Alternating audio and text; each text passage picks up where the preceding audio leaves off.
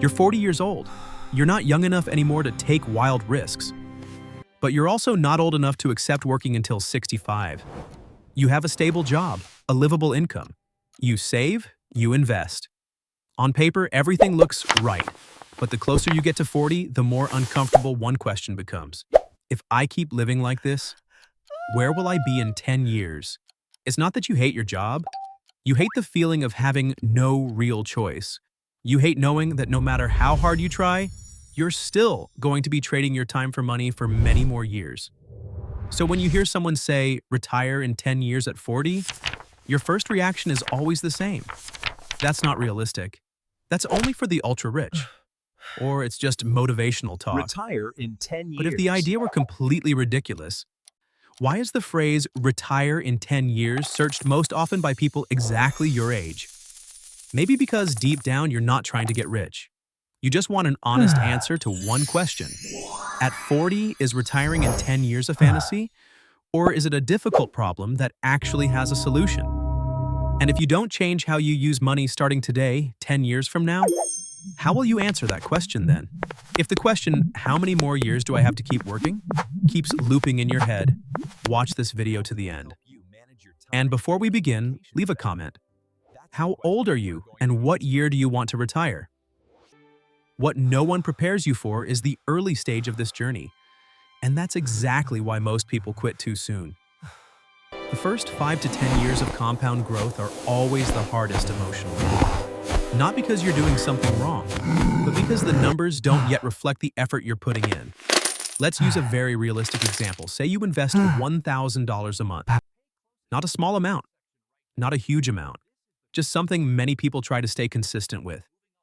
After 1 year, you've put in about $12,000. Let's assume the market performs reasonably well, around 7% a year. So what do you see? Your account is worth maybe $12,500 to $13,000. You put in $12,000 and earned a few $100s. And the thought that usually shows up is this really worth it? Where's the compounding everyone talks about? After 3 years, you've contributed about $36,000. With the same return, your account might be worth $40,000 to $42,000. You look at that number and your brain immediately compares. 3 years of saving, just a few thousand more. And this is where a lot of people stop, not because they lack discipline, but because the human brain hates delayed rewards. But look closer. During this phase, your account is growing mostly because you keep adding money. Your money isn't working for you yet. You're still the main engine. Now let's extend the example a bit. After 7 years, you've contributed around $84,000. Your account is now close to $100,000. For the first time, something feels different. The investment gains in a single year are starting to equal several months of your own contributions. But most people never reach this point. They stop in year 3, year 4, year 5, right before the money starts to have a voice. And if you stay patient a little longer, after 10 years, still investing $1,000 a month, you've put in $120,000 total. Your account is now worth roughly $170,000 to $180,000.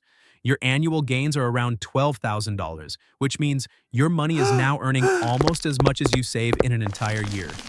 This is the moment when the roles begin to shift. From here on, you're no longer pushing the snowball alone. But here's the problem. Very few people can tolerate how slow the first 5 to 7 years feel. So, they conclude that compounding doesn't work. When the truth is, they walked away right before the numbers were about to grow exponentially. And if right now you feel like, I'm doing everything right, but the results are still small, there's a good chance you haven't failed. You're simply standing at the hardest part of the journey, the part that compound growth forces everyone to pass through. This is where a lot of people completely misunderstand early retirement. 10 years is not an arbitrary number. 10 years is a mathematical cycle. The problem is, most people have no idea which cycle they're actually playing in. The rule of 72 explains this very simply. Take 72 and divide it by your average annual return. That tells you how long it takes for your money to double. Now assume you invest conservatively. No fantasies, no all-in bets. You expect about 7% a year, after accounting for market volatility. 72 divided by 7 is roughly 10 years, and this is where we need to pause for a moment. 10 years is not about retiring. 10 years is about your money doubling for the first time. If you start with $80,000, after that cycle, you have about $160,000. You're not free. You're not rich. But from this point on, the story starts to change. Because compound growth doesn't add, it multiplies. The second cycle, $160,000 doubles to $320,000. The third cycle, $320,000 becomes $640,000. And here's what matters most. Each cycle after the first is easier than the one before, not because you add more time, but because you simply let the money stay longer. Most people never get this far. They look at the first 5 years and say, "This is too slow. It's not worth it. I must be doing something wrong." They don't realize they're stepping out of the game mid-cycle. And when you quit in year 4 or year 6, you don't just lose a few years of savings. You lose the right to ever experience the doubling. That's why so many people invest for their entire lives and still never reach financial freedom. Not because they didn't earn enough, but because they never completed a single full doubling cycle. So when people say retire in 10 years, that doesn't mean 10 years and you're done. It means this: the first 10 years are your ticket into the game. Anyone who doesn't stay long enough will never see the real reward. And once you truly understand this, you stop asking, "Why haven't I seen results yet?" You start asking only one question: which year am I in of my very first cycle? This is where many retire in 10 years plans start to fall apart. Compound growth only multiplies what already exists. If the input is too small, even a perfect cycle won't take you very far. This is a hard truth to hear. A lot of people believe that as long as they save consistently, invest consistently, time will take care of the rest. But let's look at the numbers. Say you earn $4,000 a month and you follow the most common advice: save 10%. That's $400 a month or $4,800 a year. After 10 years, you've contributed about $48,000. Even if you invest well and earn around 7% a year, your account ends up at roughly $75,000 to $80,000. This isn't failure, but this is not the path to retiring in 10 years. The problem isn't compounding. The problem is the amount of fuel going into the engine. And this is where the dual strategy comes in: offense and defense. What does offense mean? Not working yourself into exhaustion, but increasing your ability to generate income. If your income rises from $4,000 to $8,000 a month and you keep the same lifestyle, the amount you can invest doesn't just double. It can triple, it can quadruple. That's why income growth is considered the cheat code of early retirement. But offense without defense is useless. Defense means locking your lifestyle. Your income goes up, but your spending stays the same. Every extra dollar is not allowed to visit your spending account. It goes straight into investments. Look at the difference. One person earns $10,000 a month and lives on $3,500. They can invest over $6,000 a month. Another person earns $6,000 but spends $500. They're left with almost nothing to invest. Not because the second person is worse, but because they didn't protect the gap. And here's the key point. Retiring in 10 years is not for the best savers. It's for the people who grow income and refuse to let lifestyle absorb the increase. If you don't play both games at the same time, then even if you fully understand the rule of 72, you'll still feel like you're moving. Very slowly. If you want to retire in 10 years, how much money is actually enough? This is where most people fail, not because they can't make money, but because they don't know what number they're aiming for. They save, they invest, but there's no destination. And without a destination, every effort eventually feels pointless. So let's put the number on the table. Retirement in this context doesn't mean living in luxury. It means one very specific thing. You are no longer forced to work to survive. Let's say your living expenses are $3,000 a month. Not extravagant, not struggling, just calm, stable living. $3,000 a month is $36,000 a year. Now, the real question is, how much money do you need to generate $36,000 a year without draining your principal? This is where the 4% rule comes in. If you withdraw only 4% per year from your investment portfolio and let the rest continue to grow, there's a high chance your money lasts indefinitely. Using that rule, you multiply $36,000 by 25. The result is $900,000. That number sounds big, and yes, it is. But look at it carefully. $900,000 isn't about being richer than others. It's about buying back your own time. And more importantly, you don't need to earn $900,000 all at once. You need to build a system where money produces $36,000 a year for you. This is why so many high-income earners still can't retire, because a high salary does not equal freedom. Only when your assets pay your living costs are you truly out of the work for money loop. And once you understand this number, every money decision becomes clearer. Every dollar you spend either moves you closer to $900,000 or pushes you further away.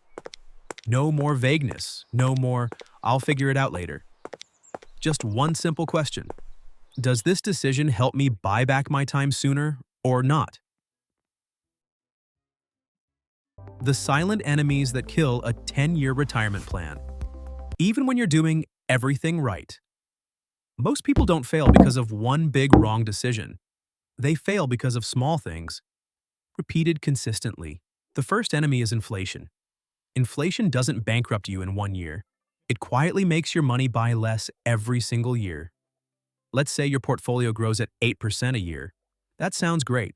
But if inflation is 3%, taxes take 1%, and management fees and transaction costs are around 0.5%, then the real return you actually keep is closer to 3.5%. If you don't look at this number, you'll think you're moving fast when in reality, you're barely moving at all. The second enemy is taxes and fees. They never show up in marketing charts, but they always show up in real accounts. A small 0.5% annual fee over 20 to 30 years can quietly take hundreds of thousands of dollars without you ever feeling the loss day to day. That's why serious early retirement plans always focus on optimizing investment structure, minimizing costs, and understanding how much real money you actually keep. But the most dangerous enemy isn't inflation, and it isn't taxes. It's your own behavior. Humans are extremely good at sabotaging their own plans. When markets fall, you panic. You want to pull out. When markets rise, you get overconfident. You spend more. And every time this happens, you don't just lose money, you break the compounding cycle. That's why people who truly retire early don't rely on willpower. They rely on systems. Money is invested automatically. Extra income flows straight into investments. Dividends are reinvested without debate. The system doesn't panic. The system doesn't get excited. The system just does the right thing every month. And that's what protects a 10-year plan from being destroyed by small decisions made over and over again. Early retirement isn't about beating the market. It's about beating the very human reflexes that quietly keep most people working forever. If you've listened this far, you've probably realized one very important thing. Retiring in 10 years is not magic. It's a series of small, correct decisions repeated long enough. There is no leap, no lucky break, no easy path. There is only compounding and time. The first 10 years are not the reward. They are the test. A test of whether you can stay patient through the slowest phase. A test of whether you can stay disciplined and not break the doubling cycle because of short-term emotions. A test of whether you truly understand that early retirement doesn't start with spending more, but with letting money stay long enough to work. The truth is, most people won't make it. Not because they're less intelligent, not because they don't work hard, but because they can't tolerate the early stretch, where effort is high and visible results are small. But if you understand compounding, if you understand the rule of 72, and if you build a system where money works for you every single month, there will come a moment when the roles switch. Money starts carrying the heavy load. You stop having to run. And at that point, retirement is no longer a distant milestone. It becomes a choice. So the final question isn't, is retiring in 10 years real? The real question is, are you willing to give your money 10 uninterrupted years to prove what it can do? Because time will pass anyway with a plan or without one.